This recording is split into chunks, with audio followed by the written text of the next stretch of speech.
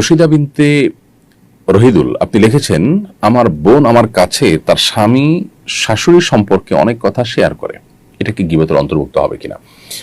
পরিবারের লোকদের ব্যাপারেও যদি কোনো দুর্নাম করা হয় তাদের পেছনে, সেটাও গীবতের অন্তর্ভুক্ত হবে। সেখানে আপনার বোন যদি তার শ্বশুরবাড়ির সম্পর্কে, শ্বশুরবাড়ির কারো সম্পর্কে সমালোচনা করে, সেটা অবশ্যই গীবতের অন্তর্ভুক্ত হবে। বিধায় আপনার বোন তার স্বামী কিংবা শাশুড়ি সম্পর্কে কোনো নেগেটিভ কথা আপনাদের কাছে বলা উচিত না। তবে হ্যাঁ, যদি তার কোনো সমাধানের জন্য, ধরুন তিনি স্বামী দ্বারা শাশুড়ি দ্বারা নির্যাতিত, অতএব তার নির্যাতন থেকে তিনি রক্ষা পাওয়ার জন্য আপনাদের সাথে যদি শেয়ার করে, যাতে করে আপনারা পরামর্শ দিতে পারেন, উদ্যোগ নিতে পারেন, তাহলে সেটা ভিন্ন কথা। কারণ আল্লাহ রাব্বুল আলামিন কোরআনে কারিমে বলেছেন, লা ইউহিব্বুল্লাহু জাহরা মিনাল কাওলি বিসসুই ইল্লা মান যুলিম। যে মাজলুম, তার মানে মন্দ কথা হলেও সেটা সেটা বিধেয়, অর্থাৎ মন্দ কথা প্রচার আল্লাহ তাআলা পছন্দ করেন না।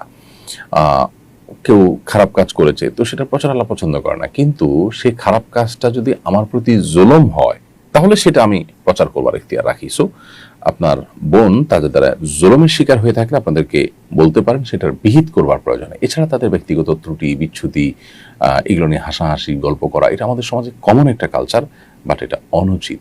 একজন মানুষ, তৃতীয় পক্ষ যিনি উপস্থিত নেই এখানে, তাকে নিয়ে নেগেটিভ আলোচনা আমাদের বন্ধ করতে হবে। এমনকি সেটা পারিবারিক পরিমণ্ডলেও যদি হয়, পরিবারের সদস্যরা দেখা যায় একজন আরেকজনের পেছনে তার অগোচরে এ ধরনের গীবত শেখায়েত বা তাকে নিয়ে সমালোচনা করার কাজটা করে থাকেন, এটা যে নাজায়েজ, সেই অনুভূতিটুকু আমাদের অনেকেরই কিন্তু